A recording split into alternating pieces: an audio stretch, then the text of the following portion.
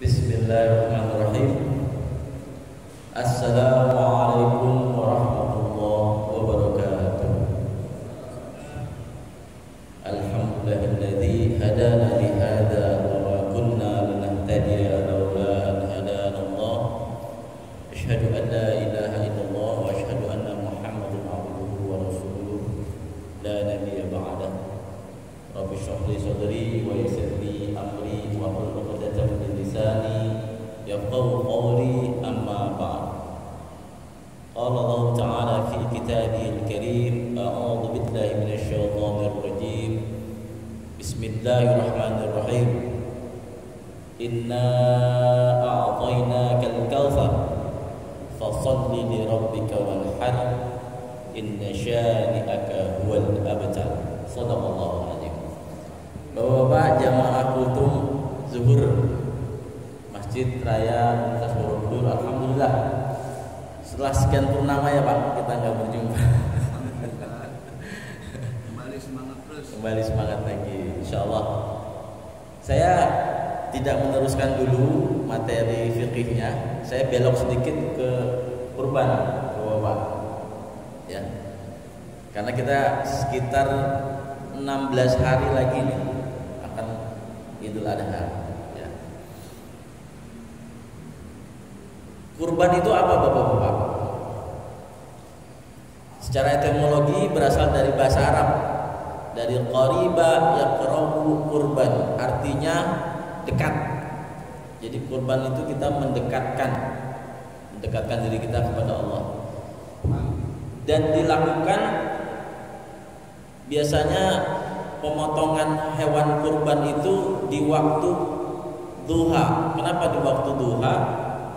Yaitu asal katanya dari udhiyah, dohiyah, doha, jamaknya dari duha.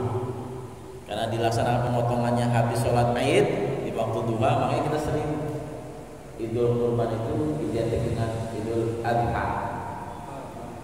Ya, jadi upaya pendekatan diri kita kepada Allah ya, dengan menyembelih hewan kurban tadi di waktu Idul Adha, di waktu-waktu yang ditentukan, yaitu di tanggal 10 Dzulhijjah dan 3 hari tasyrik 11, 12 dan 13. Itu waktu pelaksanaannya. Hukum kurban gimana Pak? Imam Maliki dan Imam Syafi'i mengatakan bahwa hukum berkurban adalah sunnah yang dikuatkan, sunnah muakkad. Sudah hampir-hampir wajib Pak, sunnah muakkad. Tapi Imam Abu Hanifah atau Imam Hanafi, jika kita mampu dan tidak dalam kondisi bepergian, kondisi safar, maka hukumnya wajib. Itu karena Rasulullah tidak pernah melewatkan, Bapak, tidak pernah meninggalkan ibadah kurban semenjak disyariatkannya sampai Nabi Muhammad berpulang. Oke. Nah, keutamaan kurban itu sendiri bagaimana? Saya bacakan hadis riwayat At-Tirmizi dan Ibnu Majah. Ini metamorfosis dari kondisi kita nanti pada saat menyeberangi sirat, jembatan di hari akhir nanti, di hari hisab. An Aisyah anna Rasulullah sallallahu alaihi wasallam qala, Aisyah radhiyallahu anha menuturkan dari Rasulullah sallallahu alaihi wasallam bahwa beliau bersabda, ma'amila adami, tidak ada satu amalan yang dikerjakan oleh anak Adam min amalin yauman nahr ahabba ilallah, pada hari raya Idul Adha yang lebih dicintai oleh Allah, ahabba ilallah, min ihraqid dami innaha latatiya yaumal qiyamah, min ihraqid dami, daripada menyembelih hewan. Jadi tidak ada ibadah yang disukai oleh Allah pada hari Idul Adha selain menyembelih hewan. Innaha latati yaumal qiyamah, karena hewan itu akan datang pada hari kiamatnya. Bighuruniha, dengan tanduk-tanduknya, wa ash'ariha, dengan bulu-bulunya, wa azlafiha, dan kuku-kuku kakinya, wa anad dama la yaqulu minallahi bimakan. Darah hewan itu akan sampai di sisi Allah, di tempat Allah ya, di sisi Allah qabla an yaqa'a minal ard, sebelum netes ke tanah. Fatibu biha nafsan, karenanya lapangkanlah jiwamu untuk melakukannya. Gitu Pak. Menurut Zain al-Arab tadi diriwayatkan bahwa pada saat Idul Adha ibadah yang utama adalah menyembelih hewan kurban. Dan digambarkan secara metaforis tadi saya bilang, secara metaforikal gitu ya. Metaforanya bahwa itu akan menjadi kendaraan kita melewati sirat. Allahu a'lam bishawab. Lalu Bapak-bapak, kriteria hewan kurban yang nanti kita kurbankan itu apa? Ya. Kita juga harus paham. Yang pertama, domba, berbentuk domba atau da'an, dan harus mencapai minimal usia 1 tahun lebih kalau untuk domba. Ya. Kemudian yang kedua, kambing kacang, sebenarnya ma'az. Dia harus mencapai usia minimal 2 tahun. Nah ini kalau favorit di Jakarta Pak, biasanya kambing kacang. Usianya harus minimal 2 tahun lebih. Nah ini karena ada usia. Tapi kalau domba itu 1 tahun sudah bisa. Kalau saya lebih prefer domba Pak, dagingnya lebih empuk dan bulu-bulunya terlihat lebih banyak.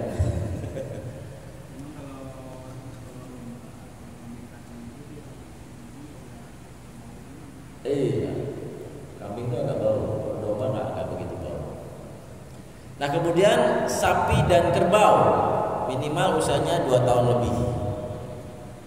Lalu yang terakhir ontak, itu harus mencapai usia 5 tahun atau lebih. Nah.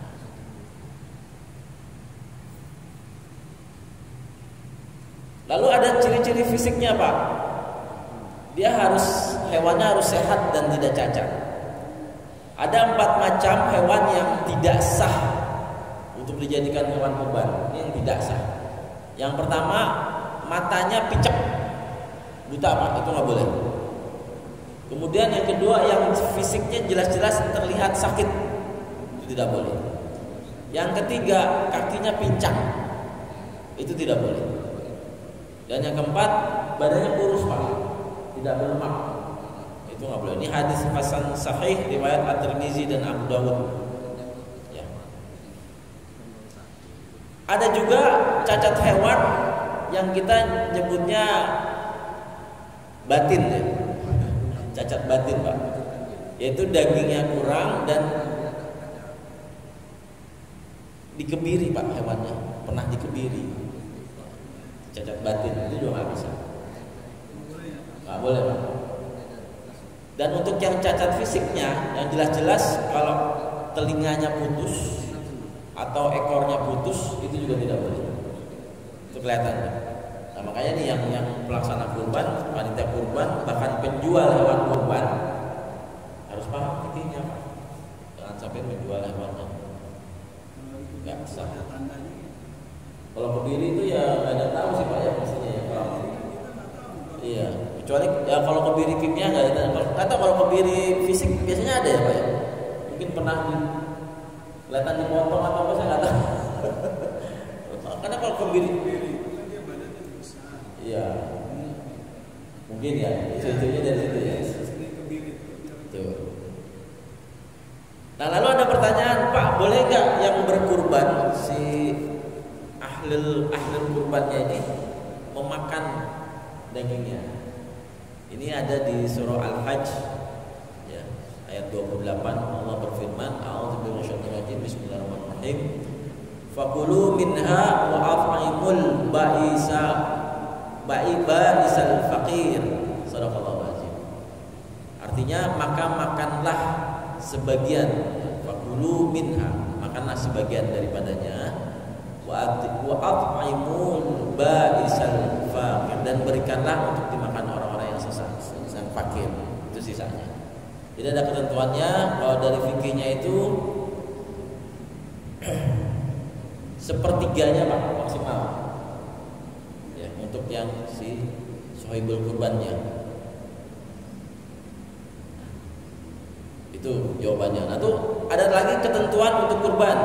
Kambing atau domba itu untuk satu orang. Ya. Sedangkan unta, sapi, kerbau itu bisa untuk 7 orang. Nah, ini Pak Heru mana nih? Kita masih kurang nih sapi yang ke 7. Enggak. 7 itu sama Cibubur sama Pondok Gede. Jadi kita ini yayasan beli 2 Pak untuk ditaruh di kampus. 2 lagi satu di Cibubur, 1 di Pondok Gede, 1 di Tomang di mertuanya Prof Amo. Berarti 5 yayasan beli. 2, 1, 5. Kenapa pesannya 6 ya? Oh, kalau nggak salah Pondok Gede 2, ada yang 2. Jadi 1 Cibubur, 2 Pondok Gede, 1 Tomang, 4 kampus 2. 6. Kita sudah full patungan 1, jadi 7. Ada nambah 1 Pak, Bu Nur tuh, Bu Nur Hidayat. Jadi 1/7. Jadi total harusnya kita 8. Cuma yang udah full itu 7. Kurang 6 Pak. Insya Allah saya 1. Karena saya kalau full saya masuknya domba, tapi kalau masih kurang sapi saya masuk sapi. Jadi 2/7 kurang 5 Pak. 3,3 juta. Ya Pak. Nanti gerilya ini Pak Heru ini, Pak Heru Pak Yudi. Aduh. Belum Pak. Harus ini. Ayo kita jangan lembek ini. 16 hari lagi loh hari Lebaran. Baca mulu ya. Nyicil Pak. Pagi, siang, sore. Pagi, siang, sore lunas.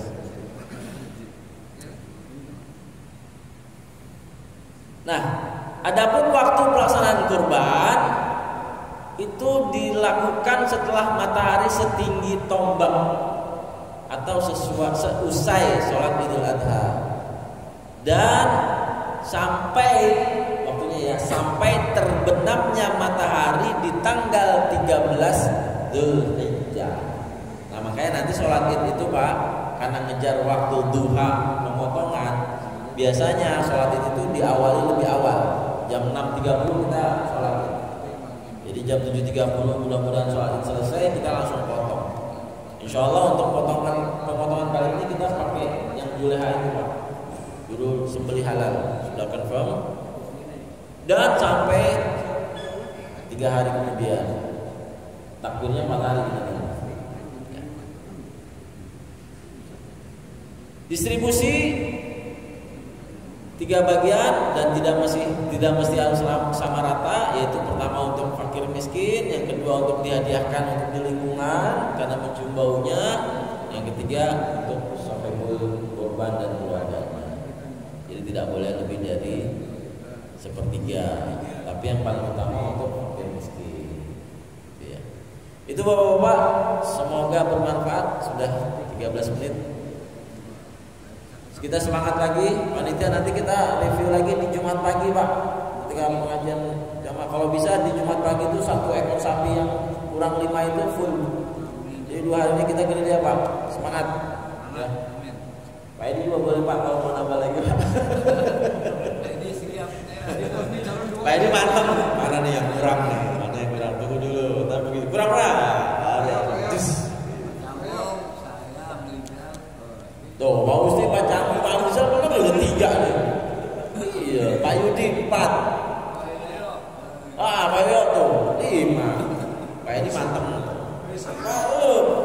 Ya kan Pak Yusuf? Ya. Ini Pak. Amin ya Allah. Insyaallah hari tahun ini lancar kita kurbannya.